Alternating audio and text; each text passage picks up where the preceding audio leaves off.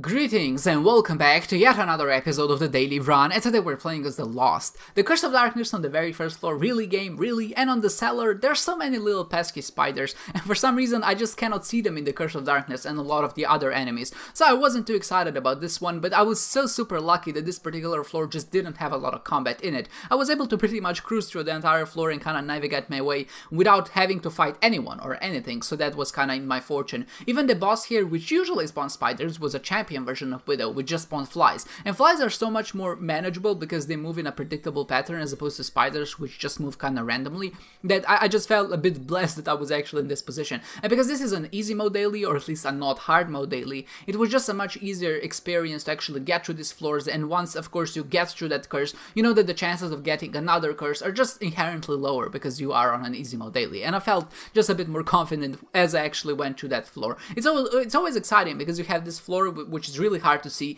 and you enter the next floor and suddenly you're like, I can see, and it's super nice.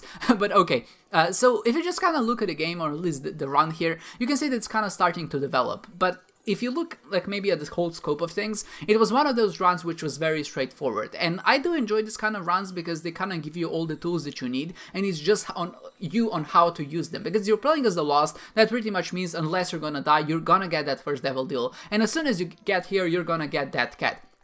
And of course, that cat and guppy's head already sets you up for a pretty good precedent, at least for getting a guppy transformation that's gonna allow you to kind of cruise through the rest of the game. But even just having that cat on its own already increases your chances, or at least I would say reduces the variance, because now suddenly you can make mistakes. Even if you make mistakes, maybe you enter a really hard boss fight, you end up dying, but you do have another chance. And just having another chance as a character that usually doesn't have another chance is super helpful, and it does allow you to kind of tackle through the floors and through the rooms just a bit more optimally. And of course, you can always just kind of go in a boss fight expecting to maybe hope for a devil deal, but if it's a really difficult one, then you can die, you can kind of go explore the rest of the floor, maybe even buy a card, hope that it's something that's gonna help you out, and kind of force and go at it again. Also, if there are maybe some champion variants of the particular enemies in a boss room, you can or at least when you die, you're gonna re-enter it, and then there's a chance that that boss won't be a champion anymore. So for all those reasons, it does make it a little bit easier than obviously just the fact that you have 9 chances throughout the entire run. And this does allow us, I feel like, to make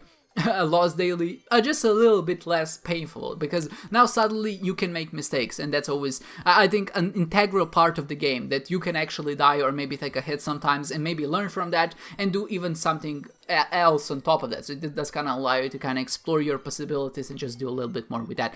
But okay, besides that, I did say that it was a very straightforward run, and not only because of that cat, also because of the other items that we've gotten.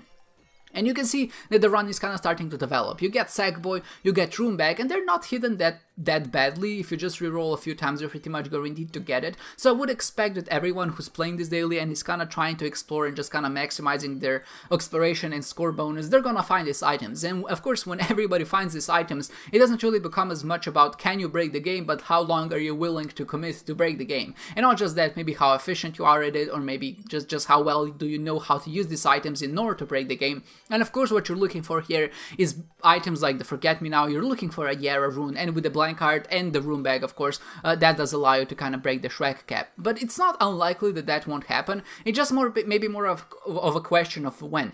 So you want to break the game ideally before the Depths 2, or at least Depths 2 is the point where you still get less time penalty as opposed if you go to Womb 1 and beyond. And that's something that not a lot of people realize, but if you're gonna break the game and spend some time, just do it by Depths 2. And ideally you want to do it on Depths 2 because that does also allow you to get more Purchase runes, or at least when you generate batteries. You can also go to the shop and get a Mama Mega there, so even if you miss a boss rush, you can then use Mama Mega to actually catch it. And that was my plan in this run. I didn't kind of I just kind of zoned in on it, and you might notice that I missed in quotation marks, one shop prior to that. And the main reason for that is I felt like I had everything I need in order to break the game. I just need a little bit of luck. I need something like a Yarrow rune and a Purchase rune on that Depths 2 floor, on the Mount floor, so I can actually start re-rolling and get things going. And I skipped it for the main reason. If I entered the shop and it happened to have a Mama Mega in it, it would be taken out of the pool, which would mean that I wouldn't be able to generate it on the floor where I needed it. And obviously if I got it now, I wouldn't be forced to take it, but I would be forced to break the game right now, and I just didn't have the tools to do that yet. And the main reason for that is because I need a Yarrow rune, I need a battery charge, of course, and I then had to keep Mama Mega with me. But if I do that, then suddenly I don't have an AWOS rune anymore, and obviously if this round goes to Mom's Heart, having an AWOS rune is really, really important in order to really maximize that score. So I just decided not to go to the shop on that particular floor, just to kind of reduce my chances of putting Mama Mega out of my item pool, and it worked well, I think. I'm not sure if maybe it did appear or maybe it didn't. The chances are, or at least the odds are, that it didn't appear, but I still feel like the chances, even if so small, to essentially rob you of 4,000 points is just not worth it, and I just decided not to go to that one particular floor. I did go to the shop on the next floor just as kind of maybe a compromise in some sense to get a little bit of exploration bonus, but I felt like overall it was the right decision. I'm not even sure if that's how it works. Maybe as soon as the shop is generated, all of the items that are supposed to be in the shop are just taken immediately out of the pool, and that's entirely possible, but I just, like I said, maybe it was more of an experimental play than anything else. Maybe I was like, okay, maybe someone's gonna go to the shop, find Mama Mega, and that won't allow them to go to boss rush, unless they're fast enough, obviously. But I just wasn't, and I felt like this was my only course of action. So now that we got everything kind of assembled in some sense, we have the Yarrow rune, we have the blank art, we're on the depths 2 floor. Now we need to generate pedestals in the shop, and in the shop, for that reason, when we reroll them with the purple rune or the blank rune or whatever, then and when you reroll items in a particular room, they're gonna be generated from the pool of that room. So if you reroll them in the shop, you're gonna get items from the shop pool, and obviously when you reroll them enough times, it's just guaranteed that eventually you're gonna get the item that you're looking for. In this case, Mama Mega, and that's also the reason why I'm not going to the mom fight first. If I did go, then I could have used Mama Mega to get there, but the boss rush wouldn't open again. You essentially, Mama Mega only works on rooms that you haven't explored yet, so for that reason I couldn't afford to go to the mom fight first. So it's just one of those things that you have to keep in mind, and it just comes with practice and experience. But luckily, with time, 20 minutes or whatever, I did spend trying to break the game. I used the Yarrow, of course, in a room to duplicate consumables. I picked them up, and then eventually I found also a Temperance card. I used those in the shop, and then I rerolled the item pedestals of the shop. And you might be saying, how did you play the Temperances? You're the lost. But that's super easy because you have a lot of cards which also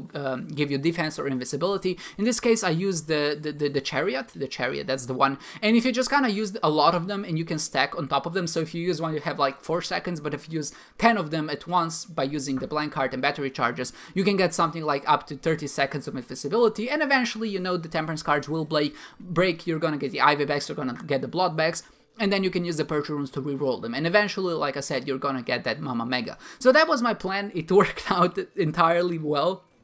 But there are a few more things that we have to keep in mind. The breaking is not over, or at least it's not if you want to maximize your score. Now that we managed to get consumable bonus, enough Schmack bonus to break the cap, or at least get to the soft cap via the Yev rune, we managed to get the Purple rune, and now we have the Avos rune, so we can actually go past an additional floor. But there's one component missing, or at least 2 if you want to be really pedantic. The one component missing is the Forget Me Now, and the other component missing is the clicker. So what we could have done on that floor easily is generated both of those items. If you got the clicker first, what we could have done, of course, is clicked all of the items away because we had a lot of battery charges, and then just spawned a bunch of item pedestals and just used the black rune on them to get essentially a stat upgrade for free, but not have any items in our inventory. So that would allow us to kind of ditch additional 2,000, 3,000 points, and it would have been entirely doable. It would just take quite a bit of time to actually get all of the components necessary. And the Forget Me Now is a very particular one, because obviously you don't want to have just one Avos rune, because if you do have just one Avos rune, there's always a chance of that being a crawl space.